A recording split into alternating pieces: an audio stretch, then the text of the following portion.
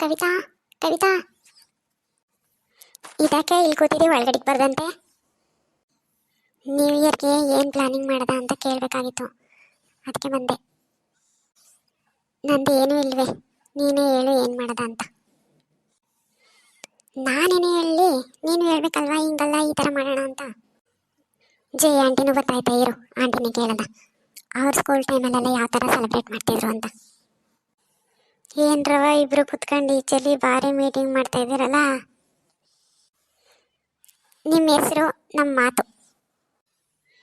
ನನ್ನ ಹೆಸರಲ್ಲೇನು ಪ್ರಬಂಧ ಬರೀತಾ ಇದ್ದೀರಾ? ನನ್ನ ಹೆಸರು ತಗೊಂಡು. ಆಂಟಿ, ನ್ಯೂ ಇಯರ್ಗೆ ಏನು ಪ್ಲಾನ್ ಮಾಡೋದು ಅಂತ ಹೇಳಿ ಕೇಳ್ತಾ ಇದ್ದೀನಿ. ಇವಳು ಅಜ್ಜಿ ಆಗ್ಬಿಟ್ಟಿದ್ದಾಳೆ, ಅವಳಿಗೇನು ಆಸೆಗಳು ಕನಸುಗಳು ಯಾವುದೂ ಇಲ್ಲ.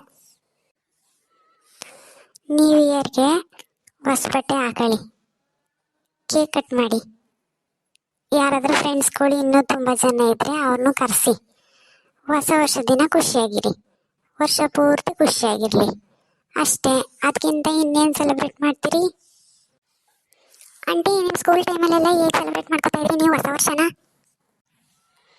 ಅಯ್ಯೋ, ನಮ್ಮ ಸ್ಕೂಲ್ ಟೈಮಲ್ಲಿ ಯೂನಿಫಾರ್ಮು ಕಡ್ಡಾಯ. ನಮಗೆ ಹೊಸ ವರ್ಷದ ದಿನ ಕಲರ್ ಡ್ರೆಸ್ ಹಾಕೋರ ಕೇಳೋರು. ಅದೇ ಒಂದು ಹಬ್ಬ ನಮಗೆ. ಹೊಸ ವರ್ಷಕ್ಕೆ ಕಲರ್ ಡ್ರೆಸ್ ಹಾಕೊಂಡು ಹೋಯ್ತಾ ಇದ್ದೀನಿ ಅಂತ ಅಂದ್ಬಿಟ್ಟು ನನಗೆ ರಾತ್ರಿ ಎಲ್ಲ ನಿದ್ದೆ ಬರ್ತಾ ಇರಲಿಲ್ಲ. ಎಷ್ಟೊತ್ತಿಗೆ ಬೆಳಕಾಗುತ್ತೆ ಅಂತ ಕಾಯ್ತಾ ಇರ್ತಿದ್ದೆ. ಕೇಕ್ ಎಲ್ಲ ಯಾವಾಗ ಕಟ್ ಮಾಡ್ತಿದ್ರಿ? ನಾವು ಕೇಕ್ ಎಲ್ಲ ಕಟ್ ಮಾಡ್ತಾ ಇರಲಿಲ್ಲ. ಆವಾಗ ಬರ್ತಡೇಲಿ ಕೇಕ್ ಕಟ್ ಮಾಡ್ಕೊಳ್ಳೋದೇ ದೊಡ್ಡ ವಿಷಯ.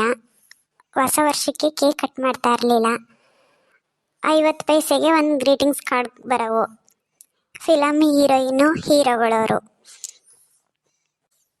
ಗ್ರೀಟಿಂಗ್ಸ್ ತಗೊಂಡು ಏನು ಮಾಡ್ತಿದ್ರಿ?